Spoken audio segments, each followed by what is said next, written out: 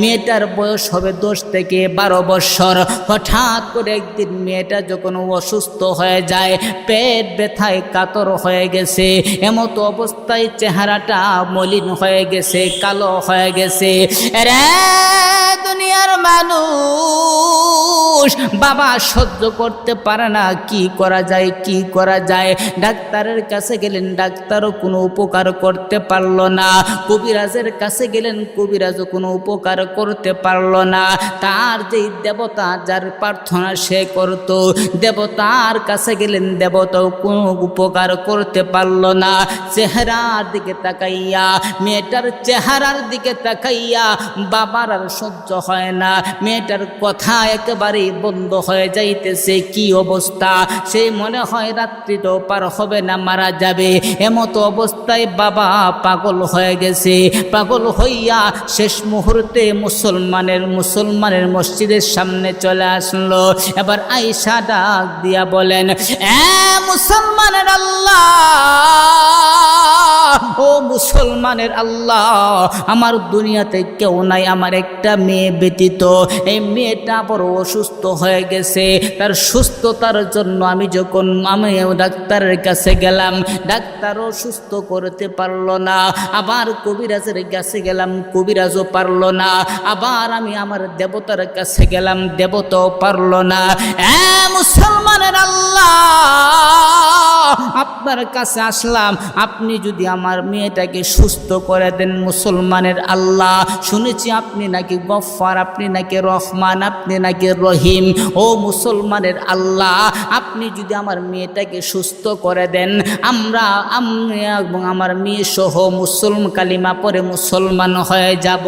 এইভাবে যখন ওই লোকটা এই কথাগুলি বলে যখন চলে গেল, এমতো অবস্থায় যখন বাড়ির দিকে রওনা হয়ে গেলেন, মেয়েটা সুস্থ হইয়া রাস্তার সামনে দাঁড়াইয়া আছে। এমতো অবস্থায় দেখতেছেন বাবা আসতেছেন, বাবা আসতেছে। এমতো অবস্থায় মেয়েটা ডাক দিয়া বলেন, বাবা, কার কাছে গিয়েছিলেন, কার কাছে গিয়েছিলেন? আমার তো একটা ট্যাবলেটও লাগে নাই, একটা ওষুধও লাগে নাই, একটা ক্যাপসুলও লাগে নাই। আমাকে কার কাছে গেছিলেন, কোন ডাক্তারের কাছে গেছিলেন? আমি তো মুহূর্তেই সুস্থ হয়ে গেলাম। এবার দুইটা চোখের পানি ফেলে দিয়া কান্দার কয়, মা, এমন একজনের কাছে গেলাম গো, এমন একজন ডাক্তারের কাছে গেলাম, মুসলমানের আল্লাহর কাছে গেলাম গো মা। গো, তুমি যখন অসুস্থ ছিলা, অসুস্থ থাকা অবস্থায় তোমার চেহারার দিকে তাকাইয়া আমি বাবা হইয়া সহ্য করতে পারি না। ডাক্তারের কাছে গেলাম, ডাক্তারও তোমাকে সুস্থ করতে পারলো না। কবিরাজের কাছে গেলাম, কবিরাজও সুস্থ করতে পারলো না। শেষ পর্যন্ত আমার দেবতার কাছে গেলাম, দেবতাও সুস্থ করতে পারলো না। শেষ পর্যন্ত আমি মুসলমানের আল্লাহর কাছে গেলাম। আল্লাহকে ডাক দিয়া বললাম, মুসলমানের আল্লাহ, যদি আমার মেয়েটা সুস্থ হয়ে যায়, আমি মেয়েটাকে সহ কালিমা পরে মুসলমান হয়ে যাব। মা, আর দেরি করো না, জলদি করে লও গো মা, জলদি করে লও। মাগো, জলদি করে গোসল করো, পবিত্র হয়ে যাও। মা আসো, আমিও গোসল করি, তুমিও গোসল করো। গোসল করার পরে ফজরের আজান দিয়ে দিছে।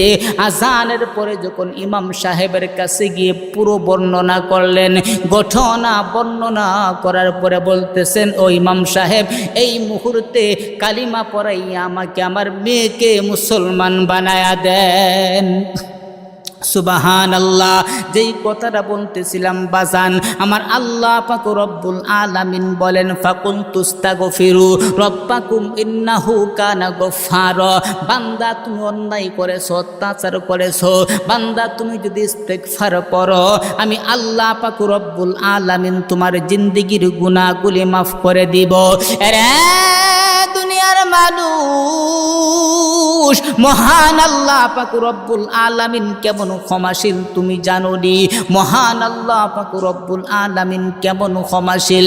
মহান আল্লাহ, আল্লাহর পয়গম্বরের একজন সাহাবী হযরত উমর ফারুক রাদিয়াল্লাহু তাআলা আনহু তিনি একদিন সফরে বের হবে, এমত অবস্থায় তিনি যখন রাস্তায় বের হলো, রাস্তায় বের হওয়ার পরে দেখতেছেন একজন যুবক রাস্তার পাশে দাঁড়াইয়া সে এমন ভাবে কান্না করতেছে, রে দুনিয়ার মানুষ, এমন ভাবে যখন কান্না করে রে বাবা, এই কান্না দেখে ওমর রাদিয়াল্লাহু তাআলা আনহু নিজে সহ্য করতে পারল না। এমত অবস্থায় যখন যুবকের কাছে গেলেন, এবার যুবককে ডাক দিয়া বলেন, হে যুবক, কি ব্যাপার, তুমি কেন কান্না করো? এবার যুবক ডাক দিয়া বলেন, বলেন হে ভাই উমর, আমার জীবনে আমি একটা গুনাহ করেছি, আমার মনে হয় মহান আল্লাহ আমার গুনাহটাকে ক্ষমা করবে না। এবার উমর রাদিয়াল্লাহু তাআলা আনহু ডাক দিয়া বলে, এ যুবক, মহান আল্লাহর কাছে তুমি তওবা করো, মহান আল্লাহ পাক রব্বুল আলামিন তোমাকে ক্ষমা করে দিবে। এমতো অবস্থায় যুবক ডাক দিয়া বলেন, ভাই উমর, আমাকে সান্ত্বনা দিও না। এ ভাই উমর, যদি সান্ত্বনা দিতে চাও এই মুহূর্তে আমাকে আল্লাহর পয়গম্বরের কাছে নিয়ে যাও। এমতো অবস্থায় যখন আল্লাহর পয়গম্বরের কাছে নিয়ে যাওয়া হলো, আল্লাহর পয়গম্বরের কাছে যখন নিলেন, হযরত উমর রাদিয়াল্লাহু তাআলা আনহু যখন হুজরার ভিতরে ঢুকবে, এমতো অবস্থায় ঢুকার পরে যখন আল্লাহর পয়গম্বর হযরত উমর রাদিয়াল্লাহু তাআলা আনহুর চেহারার দিকে তাকাইলেন, উমরের চেহারাটা লাল হয়ে গেছে, চোখগুলি লাল হয়ে গেছে, চোখ দিয়া পানি বের হইতেছে। এমতো অবস্থায় ডাক দিয়া বলেন, এ উমর, হে উমর, কোন জিনিস তোমাকে কাঁদায়? এবার উমর রাদিয়াল্লাহু তাআলা আনহু ডাক দিয়া বলেন, নবী গো, একজন যুবক রাস্তা দিয়া যখন আসে, এমতো অবস্থায় এমনভাবে যখন কান্না করে আমি সহ্য করতে পারি নাই গো নবী, আমিও তার চোখ ব্যথায় ব্যতীত হইয়া অটোমেটিক আমার চোখ দিয়া পানি বের হইতে শুরু হয়ে গেল। ইয়া রাসূলুল্লাহ, ইয়া হাবিবাল্লাহ, ওগো আল্লাহর পয়গম্বর নবী গো, আমি তো আপনার কাছে ওই যুবককে নিয়ে আসলাম, আপনি পারমিশন দিলে আপনার কাছে নিয়ে আসব। এবার যুবককে যখন পারমিশন দেওয়া হলো, যুবক আল্লাহর পয়গম্বরের কাছে যখন যায়, আল্লাহর পয়গম্বরকে ডাক দিয়া বলেন, আল্লাহর পয়গম্বর ডাক দিয়া বলে, এ যুবক, কি ব্যাপার, তুমি কান্না করো কেন? কান্না করার কি কারণ? এবার যুবক ডাক দিয়া বলেন, ও আল্লাহর পয়গম্বর, আমার জীবনে আমি এমন একটা গুনাহ করেছি, আমার মনে হয় গুনাহটা মহান আল্লাহ ক্ষমা করবে না। আমার আল্লাহর পয়গম্বর ডাক দিয়া বলেন, এ যুবক, কি এমন গুনাহ করেছো, বর্ণনা দাও। এবার যুবক ডাক দিয়া বলেন, ও আল্লাহর পয়গম্বর, প্রত্যেকটা মানুষ জীবিকা অর্জন করার জন্য এক একটা রাস্তা বেছে নেয়, আমিও জীবিকা অর্জন করার জন্য একটা রাস্তা বেছে নিলাম, কিন্তু আমার রাস্তাটা ছিল একটু ব্যতিক্রম। ইয়া রাসূলুল্লাহ, ইয়া হাবিবাল্লাহ, ওগো আল্লাহর পয়গম্বর নবী গো, আমার রাস্তাটা ছিল মদিনার মধ্যে যখন কোনো মানুষ মারা যাইতো, মারা যাওয়ার পরে তার কবরটাকে খনন কইরা তার কবর থেকে কাফনের কাপড়টা নিয়া বাজারে বিক্রি করে আমি আমার জীবিকা অর্জন করি। ইয়া রাসূলুল্লাহ, ইয়া হাবিবাল্লাহ, ওগো আল্লাহর পয়গম্বর নবী, একদিনের ঘটনা, মদিনার মধ্যে এমন একটা সুন্দরী যুবতী নারী যখন দুনিয়া থেকে বিদায় হয়ে গেল, আমি যখন খবরটা শুনতে পাইলাম, গভীর রজনীতে যখন তার কবরটাকে খনন করে তার কাফনের কাপড়টা হাতে নিয়া, আমি যখন কাফনের কাপড়টা হাতে নিয়া কবর থেকে উঠলাম, এমতো অবস্থায় কে যেন ডাক দিয়া বলেন, এ যুবক, যুবক তুমি কবর থেকে উঠে গেছো, একটু তাকায়া দেখো না মেয়েটা কত সুন্দর, মেয়েটা কত যুবতী, মেয়েটা কত যুবতী, মেয়েটা কত সুন্দর। আরে যুবক, এখন তুমি যদি ইচ্ছা করো তুমি তোমার মনের চাহিদা, তোমার যৌন চাহিদা ইচ্ছে মতো তুমি নিবারণ করতে পারবা। মেয়েটাও তোমাকে কোনো কিছুই করতে পারবে না, বলতে পারবে না, পৃথিবীর পুরো মানুষ তোমাকে দেখবে না। ইয়া রাসূলুল্লাহ, ইয়া হাবিবাল্লাহ, ওগো আল্লাহর পয়গাম্বর নবী, আমি কবরের ভিতরে ঢুকলাম, ঢুইকা তার সাথে আমার যৌন চাহিদা নিবারণ করলাম। নিবারণ করার পর আমি যখন কবর থেকে উঠলাম, কে যেন আমাকে ডাইকা বলেন, কে যেন ডাইকা বলেন, ও যুবক তুমি কি করেছো, কি করেছো, তুমি তো আমাকে অপবিত্র বানায়া দিলা। যুবক, তোমার ভিতরে কি মহান আল্লাহর ভয় নাই? তোমার ভিতরে কি জাহান্নামের ভয় নাই? তোমার ভিতরে কি কবরের আযাবের ভয় নাই? মহান আল্লাহর কাছে তুমি কি জবাব দিবা? আমি যখন এইরকম ভাবে কথাগুলি শুনলাম, আমার ভিতরে একটা ভয় এসে গেল, হাইরা আমি কি করলাম। এই জন্য আমার মনে হয় মহান আল্লাহ আমার গুনাহটা ক্ষমা করবে না। আল্লাহর পয়গম্বর বলতেছেন, হে যুবক, তুমি তো অনেক বড় মারাত্মক ধরনের গুনাহ করে ফেলেছো। রে দুনিয়ার মানুষ, এমতো অবস্থায় যুবকটা চিন্তা করলেন, আল্লাহর পয়গম্বর যেহেতু বলেছে মারাত্মক ধরনের গুনাহ, আল্লাহর পয়গম্বর যদি এই মুহূর্তে আমাকে বদদুয়া দিয়া দেয় তাহলে তো আমার আর ক্ষমা পাওয়ার চান্স নাই। এমতো অবস্থায় যুবকটা দৌড়ে আর কান্দে, একদিন নয়, 2 দিন নয়, একাধারে 40 দিন পর্যন্ত যখন কান্না করলেন। বিস্তারিত আলোচনা করার টাইম নাই। মহান আল্লাহ পাক রব্বুল আলামিন 40 দিন পরে জিব্রাইলকে পাঠায়া দিলেন আর বলে দিলেন, হে নবী আপনি বলেন, আপনার কাছে যে একটা যুবক এসেছিল 40 দিন আগে, এমনভাবে তওবা করেছে, মহান আল্লাহ তার জিন্দেগির গুনাহগুলিতে মাফ করে দিয়েছেন। সুবহানাল্লাহ। এই জন্য যেই কথাটা বলতেছিলাম, আল্লাহর পয়গম্বর সাল্লাল্লাহু আলাইহি ওয়াসাল্লাম, আল্লাহ পাক রব্বুল আলামিন ডাক দিয়া বলেন, ফাকুলতুস্তাগফিরু রব্বাকুম ইন্নাহু কানা গফফারা। মহান আল্লাহ পাক রব্বুল আলামিন ডাক দিয়া বলেন, হে বান্দা, তুমি যদি গুনাহ করে থাকো আমি আল্লাহর কাছে ইস্তিগফার করো, আমি আল্লাহ পাক রব্বুল আলামিন তোমার জীবনের সমস্ত গুনাহগুলি মাফ করে দিব। সুবহানাল্লাহ। রে দুনিয়ার মানুষ, মহান আল্লাহ পাক রব্বুল আলামিন ডাক দিয়া বলেন পরের আয়াতে, 11 নম্বর আয়াতের ভিতরে বলেন, ইরসিলিস সামা আলাইকুম মিদরার।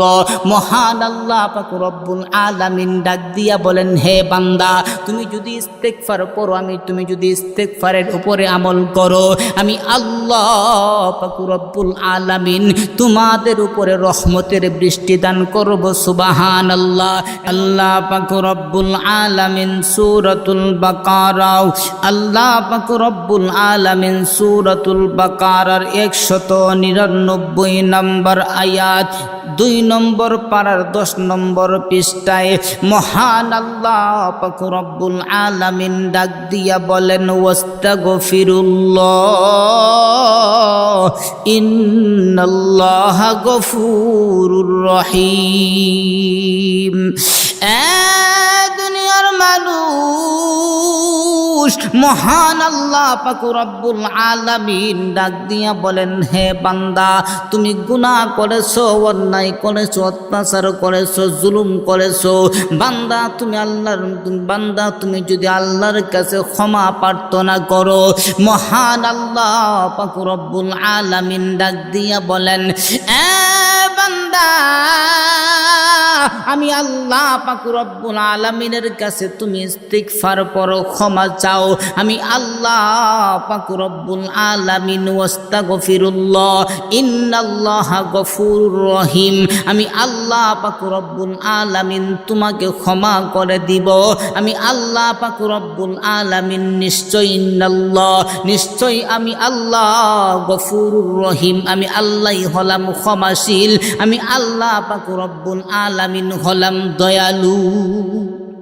মহান আল্লাহ পাক রব্বুল আলামিন সূরাতুল বাকারার 199 নম্বর আয়াতের ভিতরে বলেন, গুনাহ করার পরে তুমি যদি ইস্তিগফার পড়ো, আমি আল্লাহ পাক রব্বুল আলামিন ইন্নাল্লাহা গফুরুর রহিম, আমি আল্লাহ পাক রব্বুল আলামিন তোমার সমস্ত গুনাহগুলি মাফ করে দিব। নিশ্চয়ই আমি আল্লাহ ক্ষমাশীল এবং দয়ালু। আমার আল্লাহ যারা ক্ষমা প্রার্থনা করে, মহান আল্লাহ পাক রব্বুল আলামিন তাদেরকে অনেক ভালোবাসেন। সুবহানাল্লাহ। সূরাতুজ জারিয়াতের 18 নম্বর আয়াত, আল্লাহ পাক রব্বুল আলামিন ডাক দিয়া বলেন, ওয়াবিল আসহারিহিম ইস্তাগফিরুন।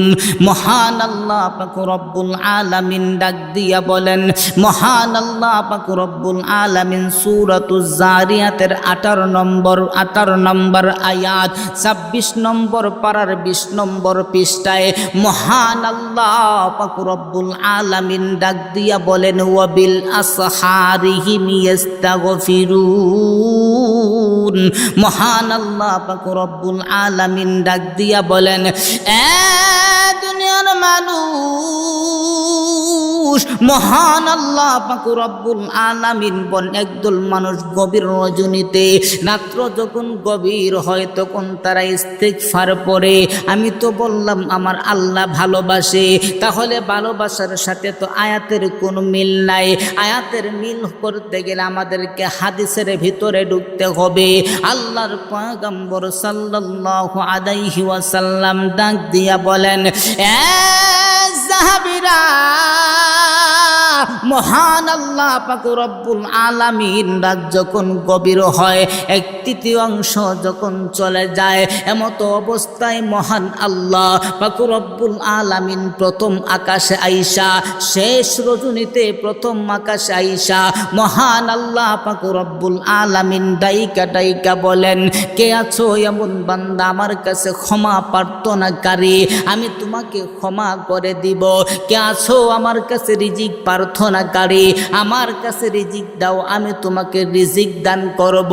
এমত অবস্থায় মহান আল্লাহ পাক রব্বুল আলামিন যখন এই দেখেন, ওই আয়াতের দিকে এখন খেয়াল করেন, আমার আল্লাহ পাক রব্বুল আলামিন বলেছেন, গভীর রজনীতে যখন মহান আল্লাহ পাক রব্বুল আলামিন যখন আইসা এইভাবে ডাকতে থাকে, এমত অবস্থায় যখন দেখে গভীর রজনীতে একদল মানুষ ইস্তিগফার পড়তেছে, মহান আল্লাহ পাক রব্বুল আলামিন তাদের প্রতি খুশি হইয়া মহান আল্লাহ পাক রব্বুল আলামিন তাদের জিন্দেগীর গুনাহগুলি মাফ করে দেয়। সুবহানাল্লাহ।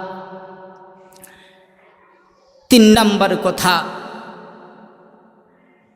আল্লাহ পাক রব্বুল আলামিন সূরাতুল আল ইমরানের আপনার 135 নম্বর আয়াত, আল্লাহ পাক রব্বুল আলামিন ডাক দিয়া বলেন, ওয়াল্লাযীনা ইযা ফাআলু ফাহিশাতান আও যালামু আনফুসাহুম যাকারুল্লাহ। মহান আল্লাহ পাক রব্বুল আলামিন ডাক দিয়া বলেন, মহান আল্লাহ পাক রব্বুল আলামিন ডাক দিয়া বলেন, ওয়াল্লাযীনা ইযা ফাআলু ফাহিশাতান আও যালামু আনফুসাহুম যাকারুল্লাহ ফাস্তাগফারু লিযুনুবিহিম ওয়া মান ইয়াগফিরুদ যুনুবা ইল্লাল্লাহ। দুনিয়া দুনিয়ার মানুষ মহান আল্লাহ পাক রব্বুল আলামিন ডাক দিয়া বলেন ওয়াল্লাযীনা ইযা ফাআলু ফাহিশাতান আও যালামু আনফুসাহুম যাকারুল্লাহা ফাস্তাগফারু লিযুনুবিহিম। মহান আল্লাহ পাক রব্বুল আলামিন ডাক দিয়া বলেন, মহান আল্লাহ পাক রব্বুল আলামিন বলেন, যারা অশ্লীল কাজ করে ফেলেছো এবং তোমরা তোমাদের নিজেদের প্রতি মন্দ কাজ করে নিজেদের প্রতি তোমরা জুলুম করে ফেলেছো, বান্দা তুমি যখন অন্যায় করেছো, অত্যাচার করেছো, তুমি যখন অশ্লীল কাজ করেছো, অশ্লীল কাজ করার পরে তোমার মনে হয়েছে হাই রে আমি একই করলাম মহান আল্লাহর কাছে আমি কি জবাব দিব, এই ভেবে তুমি যখন পেরেশান হয়ে গেছো, আমার আল্লাহ পাক রব্বুল আলামিন ডাক দিয়া বলেন যাকারুল্লাহ। মহান আল্লাহ পাক রব্বুল আলামিন ডাক দিয়া বলেন দুনিয়ার মানুষ তুমি যখন ওই গুনার দিকে অনুতপ্ত হইয়া পেরেশান অবস্থায় তুমি আমি আল্লাহকে যাকারুল্লাহ, তুমি আমি আল্লাহ পাক রব্বুল আলামিনকে স্মরণ করো। শুধু স্মরণ করলেই হবে না, ফাস্তাগফারু লিযুনুবিহিম, তুমি আমার কাছে ক্ষমা প্রার্থনা করো। তুমি যদি আমার কাছে ক্ষমা না প্রার্থনা করো, ওমাইয়াগফিরুদ যুনুবা ইল্লাল্লাহ, তুমি যদি আমার কাছে ক্ষমা না চাও তাহলে কার কাছে চাইবা? বান্দা তুমি অন্যায় করেছো, অত্যাচার করেছো, জুলুম করেছো, তুমি মন্দ কাজ করেছো, তুমি সাথে সাথে ওই দিকে অনুতপ্ত হইয়া হাই রে আমি কি করলাম পেরেশান অবস্থায় তুমি যদি আমি আল্লাহকে ডাক দাও, আমি আল্লাহ পাক রব্বুল আলামিন তোমার জীবনের সমস্ত গুনাহগুলি মাফ করে দিব। সুবহানাল্লাহ। মহান আল্লাহ পাক রব্বুল আলামিন বলতেছেন বান্দা তুমি যদি পেরেশান অবস্থায় হাই আমি একই করলাম এই রকম অবস্থায় তুমি যদি আমার কাছে তওবা করো, আমি আল্লাহ পাক রব্বুল আলামিন, আমি আল্লাহ ছাড়া তুমি কার কাছে তওবা করবা? আমি আল্লাহর কাছে তওবা করো, আমি আল্লাহ পাক রব্বুল আলামিন তোমার সমস্ত গুনাহগুলি মাফ করে দিব। সুবহানাল্লাহ। তারপরে বলতেছেন গুনাহ করার সাথে সাথেই তুমি তওবা করো। তুমি যেইখানে গুনাহ করেছো সেখানেই তুমি তওবা করে ফেলো। আল্লাহ পাক রব্বুল আলামিন, মহান আল্লাহ পাক রব্বুল আলামিন সূরাতুন নিসার 110 নম্বর আয়াত মহান আল্লাহ পাক রব্বুল আলামিন ডাক দিয়া বলেন ওয়ামান ইয়ামাল সুআন আও ইয়াযলিম নাফসাহু সুম্মা ইয়াস্তাগফিরিল্লাহ ইয়াজিদিল্লাহা গফুরুর রহিমা। মহান আল্লাহ পাক রব্বুল আলামিন ডাক দিয়া বলেন বান্দা, মহান আল্লাহ পাক রব্বুল আলামিন ডাক দিয়া বলেন ওয়ামাই ইয়ামাল সুআন আও ইয়াযলিম নাফসাহু সুম্মা ইয়াস্তাগফিরিল্লাহ ইয়াজিদিল্লাহা গফুরুর রহিমা। মহান আল্লাহ পাক রব্বুল আলামিন ডাক দিয়া বলেন বান্দা তুমি যেইখানে গুনাহ করেছো, বান্দা তুমি যেইখানে থাকা অবস্থায় গুনাহ করেছো, মহান আল্লাহ পাক রব্বুল আলামিন বলেন ওইখানেই তুমি তওবা করে ফেলো, ওইখানেই তুমি তওবা করে ফেলো। তুমি মনে করো না তুমি ওইখানে গুনাহ করেছো মসজিদে গিয়া তওবা করবা, না না, তুমি এইখানেই তুমি যদি তওবা করে ফেলো, মহান আল্লাহ পাক রব্বুল আলামিন বলেন সুম্মা ইয়াজিদিল্লাহা গফুরুর রহিমা, আমি অধিক ক্ষমাশীল আমি এবং অধিক দয়ালু, আমি আল্লাহ পাক রব্বুল আলামিন সাথে সাথেই তোমাকে ক্ষমা করে দিব। সুবহানাল্লাহ। মহান আল্লাহ পাক রব্বুল আলামিন দুই কারণে মহান আল্লাহ পাক রব্বুল আলামিন আযাব দেয় না। দুই কারণে মহান আল্লাহ পাক রব্বুল আলামিন আমাদের উপরে আযাবকে মহান আল্লাহ পাক রব্বুল আলামিন বন্ধ করে দিয়েছেন। আবু জেহেল আল্লাহর পয়গম্বর সাল্লাল্লাহু আলাইহি ওয়াসাল্লামকে ডাক দিয়া বলেন দুনিয়ার মানুষ মহান আল্লাহ পাক রব্বুল আলামিন মহান আল্লাহর পয়গম্বর সাল্লাল্লাহু আলাইহি ওয়াসাল্লামকে আবু জেহেল ডাক দিয়া বলেন, হে মুহাম্মদ, তুমি তো বলো যারা পূর্বে যারা এসেছিল, যারা নবী দাবি করেছিল, তাদের উম্মতেরা যখন তাদের কথা শুনতো না, তখন তাদের উপরে নাকি পাথরের বৃষ্টি তোমাদের আল্লাহ বর্ষণ করেছে। এ মুহাম্মদ, তুমি যদি সত্য নবী হয়ে থাকো, তোমার আল্লাহ যদি সত্য হয়ে থাকে, তাহলে তুমি তোমার আল্লাহকে বলো বৃষ্টি দেওয়ার জন্য, পাথরের বৃষ্টি দেওয়ার জন্য।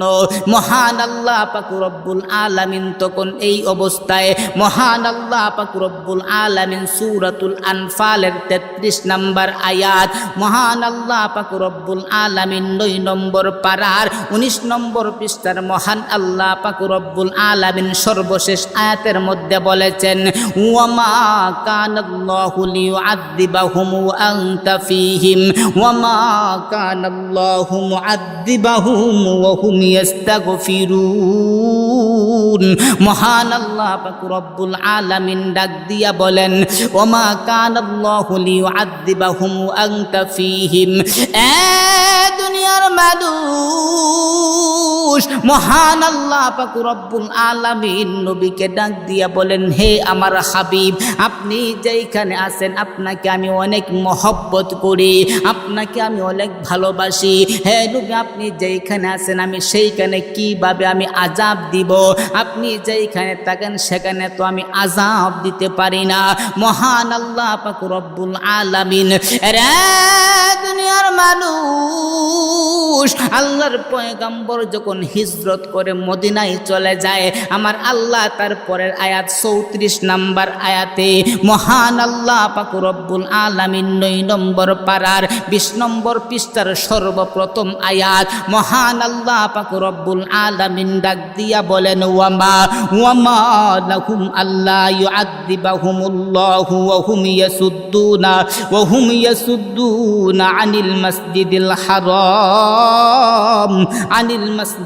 হারাম ওয়া মা কানু আউলিয়া। মুসলমান ভাইরারে আমার আল্লাহ পাক রব্বুল আলামিন ডাক দিয়া বলেন, ওয়ামা লাহুম আল্লা ইউআযযিবাহুমুল্লাহু ওয়া হুম ইয়াসুদ্দুনা আনিল মাসজিদিল হারাম ওয়া মা কানু আউলিয়া। মহান আল্লাহ পাক রব্বুল আলামিন ডাক দিয়া বলেন, এ আমার হাবিব,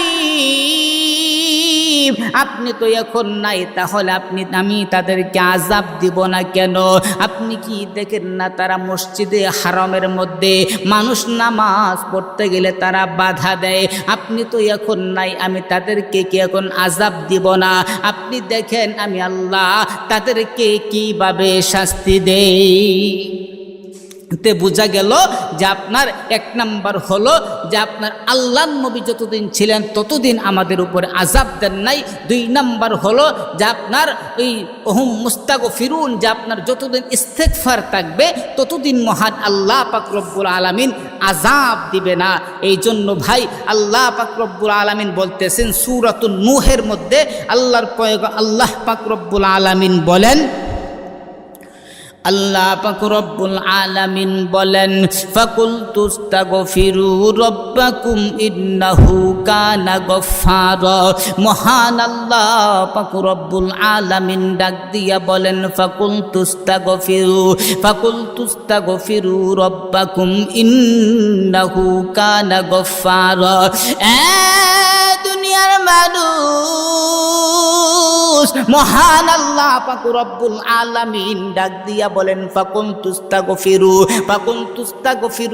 রাব্বাকুম ইন্নাহু কানা গফফারা। মহান আল্লাহ পাক রব্বুল আলামিন ডাক দিয়া বলেন, ফাকুলতুস্তাগফিরু রাব্বাকুম ইন্নাহু কানা গফফারা। এ দুনিয়ার মানুষ, তুমি যদি গুনাহ করো, তুমি যদি ইস্তেগফার করো, আমি আল্লাহ পাক রব্বুল আলামিন ঘোষণা দিলাম, আমি আল্লাহ পাক রব্বুল আলামিন তোমার জীবনের সমস্ত গুনাহগুলি আমি আল্লাহ পাক রব্বুল আলামিন মাফ করে দিব। সুবহানাল্লাহ। দুনিয়ার মানুষ, মহান আল্লাহ পাক রব্বুল আলামিন কেমন ক্ষমাশীল তুমি জানোনি? মহান আল্লাহ পাক রব্বুল আলামিন কেমন ক্ষমাশীল? এক দুইটা ঘটনা না বললে আপনাদের বুঝে আসবে না মহান আল্লাহ পাক রব্বুল আলামিন কেমন ক্ষমাশীল। একটু টাচ দিয়ে যায় মহান আল্লাহ পাক রব্বুল আলামিন কেমন ক্ষমাশীল।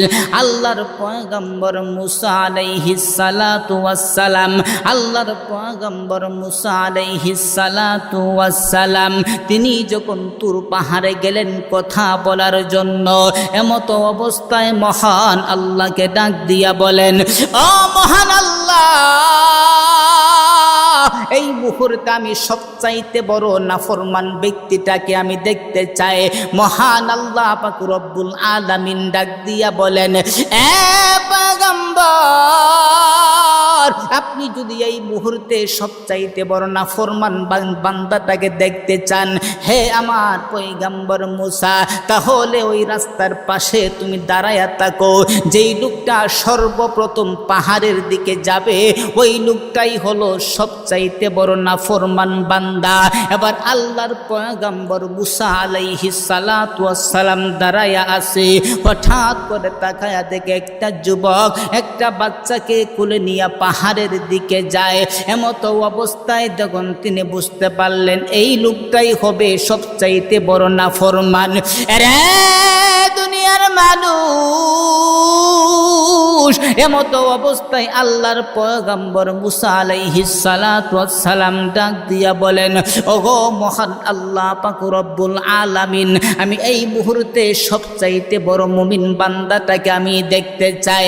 মহান আল্লাহ পাক রব্বুল আলামিন ডাক দিয়া বলেন, মহান আল্লাহ পাক রব্বুল আলামিন বলেন, হে পয়গম্বর মুসা, তুমি যদি এই মুহূর্তে সবচাইতে বড় মুমিন বান্দাটাকে তুমি যদি দেখতে চাও, তাহলে এখানেই দাঁড়ায়া থাকো। যেই লোকটা পাহাড়ের দিক থেকে সর্বপ্রথম নেমে আসবে, ওই লোকটাই হলো সবচাইতে বড় মুমিন বান্দা। এবার মুসা আলাইহিস সালাতু ওয়াস সালাম তাকায়া আসে। হঠাৎ করে তাকায়া থেকে যেই লোকটা সকালবেলা সর্বপ্রথম নাফরমান বান্দা হইয়া সে পাহাড়ের মধ্যে উঠেছিল, সেই লোকটাই সর্বপ্রথম পাহাড় থেকে নেমে আসলো। এমত অবস্থায় মুসা আলাইহিস সালাতু ওয়াস সালাম ডাক দিয়া বলেন, ও মহান আল্লাহ, আপনার কাছে আমি জিজ্ঞেস করলাম সবচাইতে বড় মুমিন সবচাইতে বড় নাফরমান বান্দাটাকে দেখতে চাই, আপনি দেখাইলেন। আবার বললাম সবচাইতে বড় মুমিন বান্দাটাকে দেখতে চাই, আপনি আবার তাকে দেখাইয়া দিলেন। যেই লোকটা সবচাইতে বড় নাফরমান, একটু আগে সবচাইতে বড় বড় নাফরমান ছিল, সেই লোকটা একটু পর কিভাবে সবচাইতে বড় মুমিন বান্দা হয়ে গেল? মহান আল্লাহ পাক রব্বুল আলামিন ডাক দিয়া বলেন, হে আমার পয়গম্বর মুসা, হে আমার পয়গম্বর মুসা, তুমি শুনো। ওই লোকটা যখন পাহাড়ের মধ্যে গেল, পাহাড়ের মধ্যে যাওয়ার পরে তার কোলের সন্তানটা ডাক দিয়া বলেন, এ বাবা, এত বড় পাহাড়, এত বড় পাহাড়ের চাইতে আরো কোনো কিছু আছে নাকি? এবার বাবা ডাক দিয়া বলল, হা, এই পাহাড়ের চাইতে বড় হইল জমিন। এবার ডাক দিয়া বলেন, বাবা গো, জমিনের চাইতে বড় কোনো কিছু আছে নাকি? বলতেছে, হা, এই জমিনের চাইতে বড় হইল আসমান। এবার ডাক দিয়া বলেন, হে বাবা, এই আকাশের চাইতে বড় কোনো কিছু আছে নাকি? এবার ডাক দিয়া বলেন, হা, এই আকাশের চাইতে বড় হইল তোমার বাবার গুনাহ। এবার সন্তান ডাক দিয়া বলেন, এ বাবা, এই পাহাড় আকাশের চাইতে তোমার গুনার চাইতে বড় কোনো কিছু আছে নাকি? বলতেছে, হা, সব চাইতে বড় হইল মহান আল্লাহর ক্ষমা। এবার বাবা ডাক দিয়া বলেন, সন্তান, আমি আমার জীবনে এত গুনাহ করেছি, পাহাড় আকাশ জমিনের চাইতেও বেশি। ও সন্তান, তুমি এখন আমার গুনার দিকে অনুতপ্ত হইয়া আমি মহান আল্লাহ পাক রব্বুল আলামিনের কাছে তওবা করব, তুমি আমিন আমিন বলবা।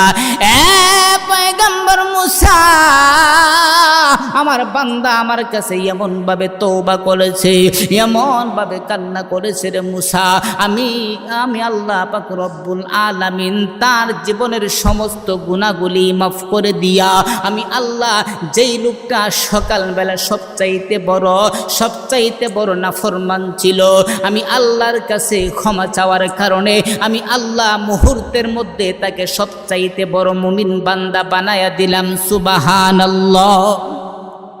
এরে দুনিয়ার মানুষ, এই জন্য মহান আল্লাহ পাক রব্বুল আলামিনের কাছে তুমি তওবা করো, মহান আল্লাহর কাছে দোয়া করো। মহান আল্লাহ, তুমি যত বড় পাপী হও না কেন, মহান আল্লাহ তোমার জীবনের সমস্ত গুনাহগুলি মাফ করে দিবেন। আরেকটি ঘটনা মুসা আলাইহিস সালাম অনেক দিন যাবত যখন বৃষ্টি হয় না, এবার মুসা আলাইহিস সালাতু ওয়াস সালামের কাছে সমস্ত মানুষেরা আসলেন।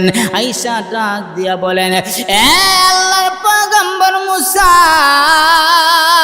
আমাদের তো বৃষ্টি বন্ধ হয়ে গেছে, বৃষ্টি বন্ধ হয়ে যাওয়ার কারণে আমাদের তো ফসলগুলি নষ্ট হয়ে যাইতেছে। এ পয়গম্বর,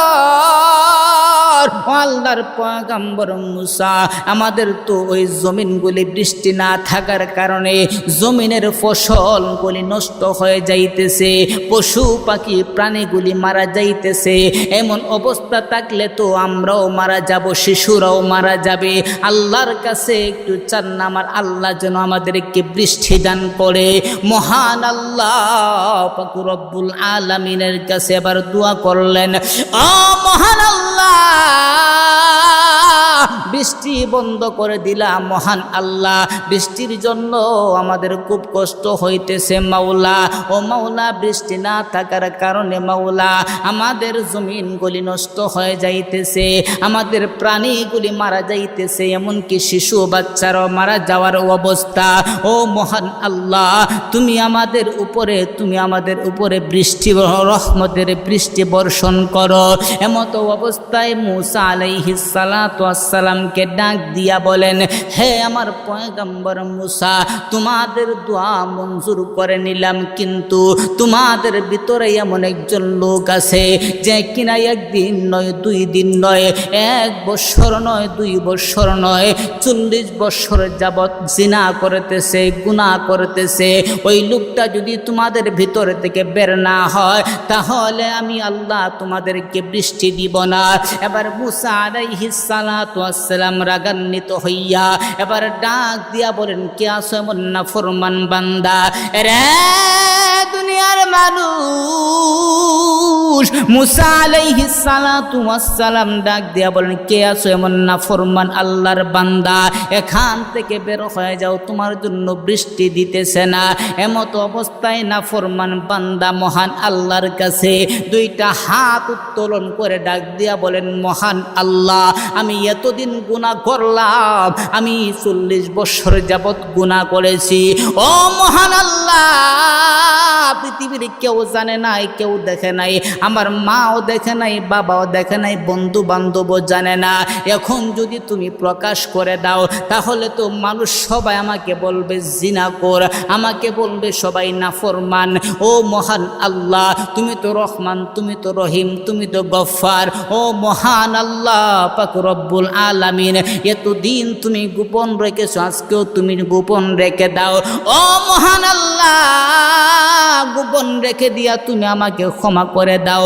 মহান আল্লাহ, আমার জীবনে আর কোনোদিন জিনার কাজ করব না।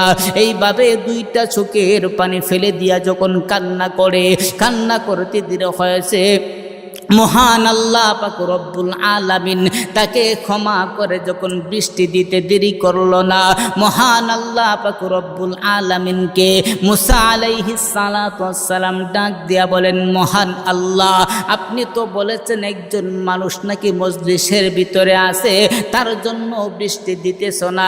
এখন তো দেখলাম এইখান থেকে কেউ বের হয় নাই, তাহলে বৃষ্টি দিলা কিভাবে? মহান আল্লাহ পাক রব্বুল আলামিন ডাক দিয়া বলেন, মহান আল্লাহ পাক রব্বুল আলামিন বলেন, হে পয়গম্বর মুসা, যার জন্য বৃষ্টি বন্ধ করে রেখেছিলাম তার জন্য এখন আবার বৃষ্টি দিলাম। কিন্তু মহান আল্লাহ পাক রব্বুল আলামিন, মহান আল্লাহ পাক রব্বুল আলামিন লম্বা ঘটনা, তওবা করার কারণে মহান আল্লাহ তার জিন্দেগির গুনাহগুলি মুহূর্তের মধ্যেই ক্ষমা করে দিলেন। এই জন্য মহান আল্লাহ পাক রব্বুল আলামিন ডাক দিয়া বলেন, ফাকুলতুস্তাগফিরু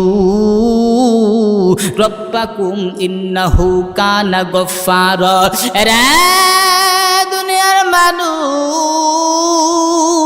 মহান আল্লাহ পাক রব্বুল আলামিনের কাছে তুমি দোয়া করো, মহান আল্লাহ তোমার জিন্দেগির গুনাহগুলি মাফ করে দিবে। আমার আল্লাহ কি রকম শোনা শুনে তুমি জানোনি। একজন মূর্তি পূজারী, তার একটা মেয়ে সন্তান আছে, আর কোনো সন্তান নাই, আর কেউ নাই তার পৃথিবীর মধ্যে, আর কেউ নাই। বিস্তারিত বলার টাইম নাই। আমার আল্লাহ পাক রব্বুল আলামিন ডাক দিয়া বলেন পরের আয়াতের মধ্যে, ওয়ায়ুমদিদকুম বিআমওয়াল। মহান আল্লাহ পাক রব্বুল আলামিন ডাক দিয়া বলেন, রে দুনিয়ার মানুষ, তোমার যদি ধন সম্পদের প্রয়োজন হয়, তুমি যদি বড়লোক হতে চাও, তুমি যদি শান্তি পেতে চাও, তুমি যদি ধন ভান্ডার পেতে চাও, আমি আল্লাহর কাছে তুমি ইস্তিগফার পড়ো। ওয়ায়ুমদিদকুম বিআমওয়াল, আমি আল্লাহ পাক রব্বুল আলামিন তোমাকে ধন সম্পদ বাড়াইয়া দেব। সুবহানাল্লাহ। আমার আল্লাহ পাক রব্বুল আলামিন ডাক দিয়া বলেন, আমার আল্লাহ পাক রব্বুল আলামিন বলেন, ওয়াবানিন। মহান আল্লাহ পাক রব্বুল আলামিন ডাক দিয়া বলেন, হে মহান আল্লাহ পাক রব্বুল আলামিন ডাক দিয়া বলেন, ওয়াবানিন। আমি আল্লাহ পাক রব্বুল আলামিন যারা ইস্তিগফার পড়বে, আমি আল্লাহ পাক রব্বুল আলামিন তাদেরকে পুত্র সন্তান দান করব। আমার আল্লাহ ওয়াদা করেছেন, বান্দা তুমি যদি ইস্তিগফার পড়তে পারো, রে দুনিয়ার মানুষ, মহান আল্লাহ পাক রব্বুল আলামিন নিজেই ঘোষণা করেছেন, ওয়ায়ুমদিদকুম বিআমওয়াল। আমার আল্লাহ পাক রব্বুল আলামিন নিজেই ঘোষণা করেছেন, রে বান্দা তুমি যদি, তোমার যদি সন্তান না হয়, তুমি যদি আমার কাছে, তুমি যদি আমার কাছে ইস্তিগফার পড়ে, তুমি যদি আমার কাছে দোয়া করো, ওয়াবানিন, আমি আল্লাহ পাক রব্বুল আলামিন তোমাকে সন্তান দান করব। সুবহানাল্লাহ। মহান আল্লাহ পাক রব্বুল আলামিন বলতেছেন, হে বান্দা তুমি যদি আমার কাছে ইস্তিগফার পড়ো, আমি আল্লাহ পাক রব্বুল আলামিন তোমার জীবনের সমস্ত গুনাহগুলি মাফ করে দিব। তারপরে হলো রহমতের বৃষ্টি দান করব। তারপরে হলো তুমি যদি ইস্তিগফার পড়ো, তাহলে আমি তোমার উপরে তোমাকে ধন সম্পদ দান করব। 4 নাম্বার হলো ওয়াবানিন, আমি আল্লাহ পাক রব্বুল আলামিন তোমাকে পুত্র সন্তান দান করব।